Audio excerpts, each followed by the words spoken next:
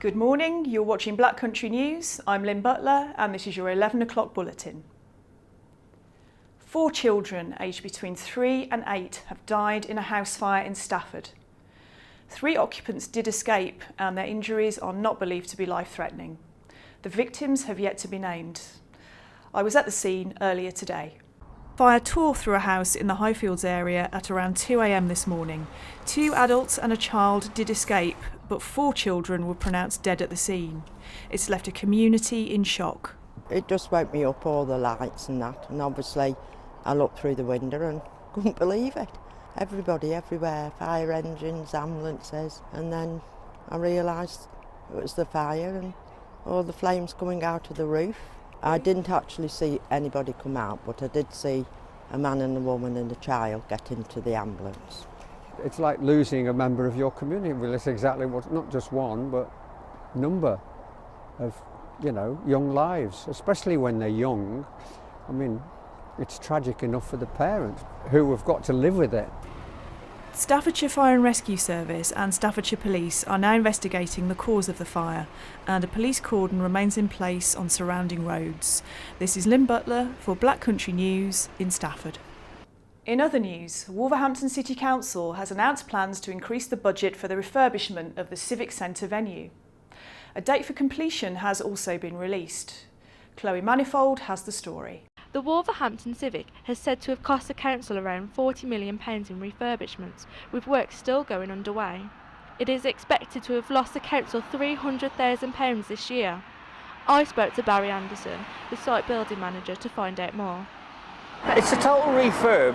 Like I say, the scheme itself hasn't been finalised yet. They're still talking about different things, whether the new plant's going on the roof or whether it's going down in the basement, things like that. And we won't have the detailed drawings until before Christmas, maybe just after.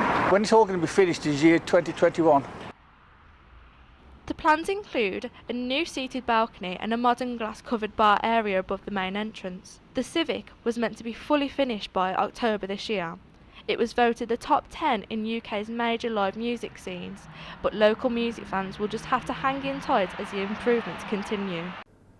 Wolverhampton has marked Holocaust Memorial Day with a service in memory of those who lost their lives under Nazi persecution and in genocides. The event was part of an annual commemoration to honour the survivors and those whose lives were dramatically changed. Charlotte Lem has more.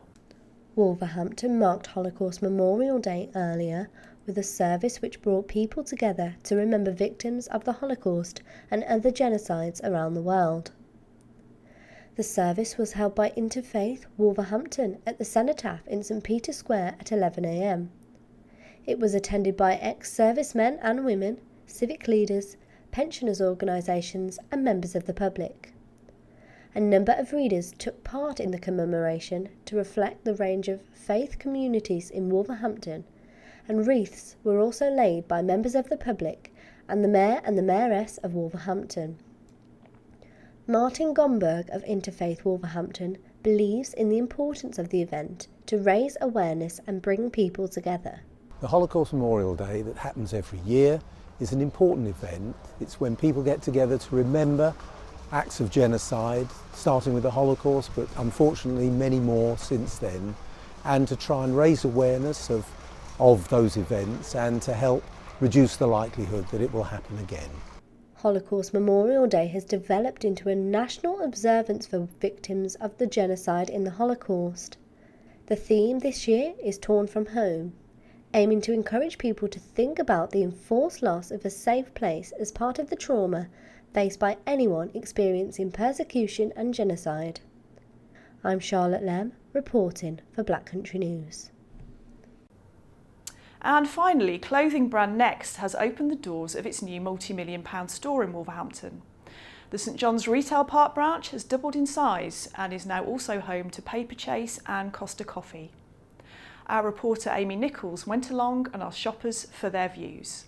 St John's Retail Park has set to open a new multi-million-pound Next store earlier this morning. It is to increase the amount of jobs in Wolverhampton and is to increase the economic state within the city.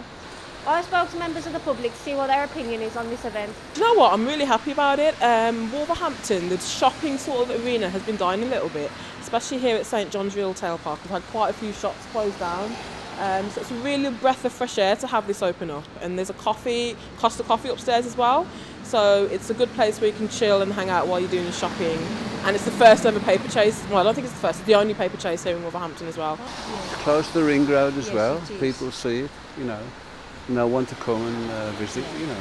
A little bit out the way for people who have to come on buses. You need cars up this end, really. That's all from me. I'll be back at the same time tomorrow. Have a lovely afternoon.